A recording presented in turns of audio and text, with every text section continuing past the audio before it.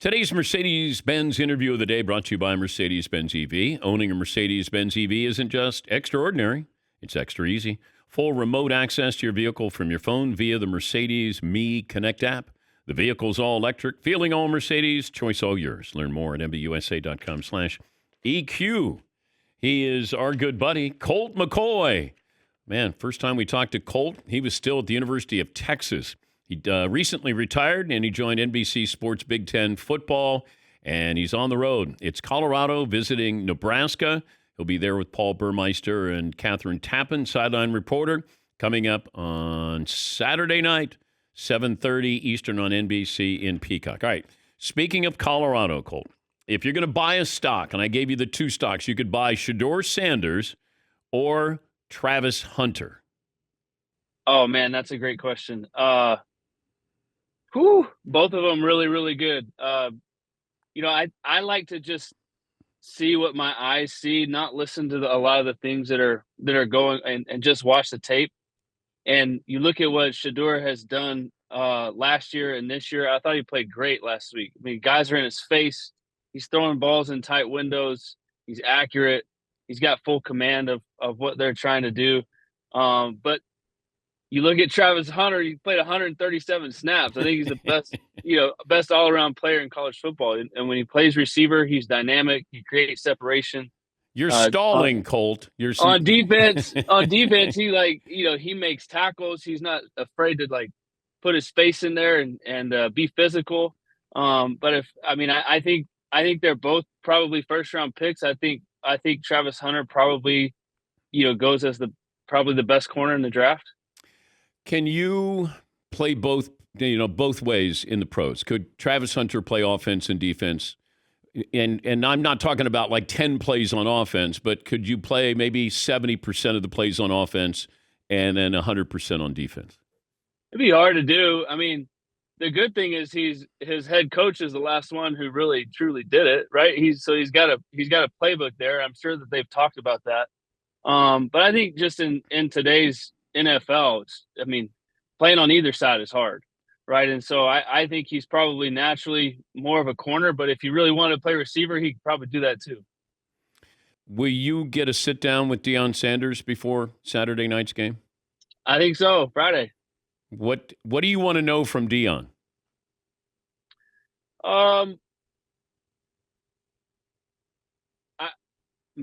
There's a lot. I think they're a better football team than what they were last year. I really do. I think the question that we all want to know is, you've got all these transfers. Are these guys gelled together? Are these guys, can they combine all their experience but just play as a team? And for me, it's the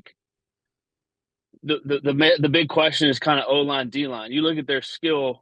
They can score at any time. I mean, I had one play drive for 80 yards and a touchdown, right? That they're explosive, but can they hold up in protection? Can they run the football a little bit better? And can they stop the run? Because against Nebraska, that's an experienced offensive line that has probably 250 plus starts together, and they're going to run the football. They ran it 50 times last week. And so I guess my question to him is through the portal, do you feel comfortable, going into this game, this rivalry in Nebraska with the play of your O-line and D-line? Handicap the Big Ten. Ohio State looked good, but that wasn't a legitimate opponent. Michigan was a little sluggish here. You got USC with a big win, UCLA, Oregon, Washington, Penn State. How do you see this playing out? Yeah, look, I think I don't ever put a whole lot of stock into the first week. There's penalties, there's situational football that gets messed up. They don't have scrimmages in college, right? There's so many things that you kind of just glance by. But I thought Penn State looked really good. I thought USC played really well. Miller Moss looked like he's a seasoned veteran. Situationally, third downs, he made some big time throws. I was just really impressed by him. Oregon looked a little shaky. Michigan looked a little shaky. I think Michigan will settle in. They've got a very good defense, and well coached. Wink Martindale, I used to have nightmares when we had to play against him in the NFL. But Ohio State, I think they'll be fine. Look, I think the Big Ten is really unique in that you're East Coast to West Coast, and there's a lot of first time matchups. And when I think of Big Ten football, I think of the Iowas, the Wisconsins, the Michigans, the Ohio States, these big linemen, sort of will on you type teams, and then you're bringing in the Oregons, the Washingtons, the spread them out, the speed. Those types of so I just think this year there's going to be some really fun matchups across the board. How weird is it that your alma mater is in the SEC? It's kind of weird. It's us in Oklahoma going to the SEC. I think we were probably a little bit ahead of the curve when we started thinking about that 2 or 3 years ago. Kudos to all those folks who make those decisions, but it's still a little bit weird thinking that you're in the SEC. How do you do when you run into Oklahoma fans? Decent. I mean, you can't really say anything to me. We were 3-1 and barely lost that one. That's the one I remember the most. But that's such a great rivalry. I mean, the thing I'm excited about the most for Texas going to the SEC would be that as a fan now, we get all of your rivalry games. Right, you get to keep the Texas-Oklahoma game in the Cotton Bowl. The A&M game comes back. That's a home and home. That's such a great game for our state. And I grew up in Texas, and so I just remember every Thanksgiving. That's the game that you watch. It's so much fun. And then the old Arkansas game, the Southwest Conference game. That's a big rivalry from back in the day. And to know that those 3 games are on the schedule every year, I think as a Texas fan, you got to really appreciate that. Talking to Colt McCoy, 14 years as an NFL quarterback, now working for NBC, their Big Ten football analyst, and he'll be on the call with Paul Burmeister. That'll be coming up Saturday night. It's Colorado and Nebraska. You were 2-time Heisman Trophy, runner-up or finalist?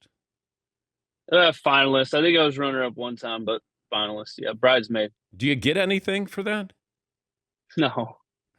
Like a certificate? Like nothing? No. Maybe a T-shirt. I don't know. Well, what's it like when you're sitting there and they're ready to make that announcement of who's going to win the Heisman? I think the first time I was there, my junior year, 2008, we had a really good year, a good football team. We ended up losing one game to Texas Tech, like on a last-second play. So I'd played good, so I felt like I really had a chance to win that one. I was a little bit disappointed. But it was me and Bradford and Tebow, and obviously Bradford was deserving of it. I mean, he had a great year too. And then I go back the next year, my senior year, and I knew that we were a different football team. We had a lot of young receivers. We never really blew anybody out, but we did enough throughout the year. And it wasn't as explosive or highlight plays as it was the year before. And so I just really felt like we were a good football team and we were going to win the national championship, but I didn't think I was going to win the Heisman. So I wasn't as disappointed the second time, but honestly, it was really a fun trip. It was the first time that, my family and my folks and my grandparents ever been to New York City. And so like we soaked it up. I mean, we got to see all the sights and they treated us really well. And looking back, that was a really fun time together. But you knew you weren't going to win. No, I thought I was going to win my junior year, but I knew my senior year I wasn't going to win. Who won that year? Mark Ingram. Oh, okay. All right. Running backs don't win anymore, do they? It's a quarterback award, pretty much. Pretty much. I think Travis Hunter, if we're talking about the best player in college football, I mean, and I don't want to talk about just one game, right? But if he can sustain some of the things that he's doing and making plays on both sides of the ball, and I mean, 3 touchdowns as a two-way player, like he only touched the ball in offense like 6 times, but he changed the whole game. I mean, we're talking about the best player in college football. He's got to be in that conversation with the quarterbacks. Okay, 14 years in the NFL, the one pass that you completed that you want your grandkids to see. Oh, wow. Is there one that stands out? I mean, there's several. I mean, I have my favorite throws as the quarterback and all that, but one that I don't feel like people see very often is we're playing Indianapolis. It's let's see, it's probably 2000. I can't remember, 14, 15. We're playing Indianapolis. We run a keeper down the red zone. The game's kind of close.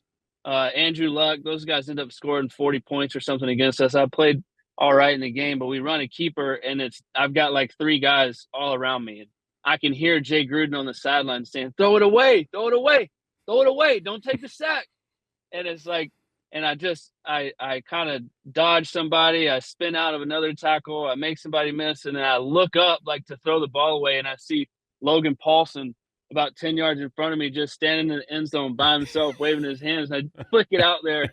We scored a touchdown. I turn around, I look at Jay, and I go, I tried to throw it away, but he was open. And you know, I don't see that play very often, but to me, it was like, it was one of those really fun plays. It's like, how did you get out of that? Like what, like Houdini kind of, and I think someday it'll be fun to show my son, because, you know, he's always wanting to race. My girls are always wanting to race. And they're pretty athletic, but I think that was about maximum athleticism for me, and that'll be a fun one to show them. That was someday. your Johnny Manziel moment. Yeah, I wouldn't compare it to Johnny Manziel, but it was still don't know how I did it. Well, have fun on Saturday night. Tell Paul we said hello, and thanks again for joining us, Colt. Thank you. Thanks for having me. Love your show. Colt McCoy, 14 years as a quarterback and now working for NBC.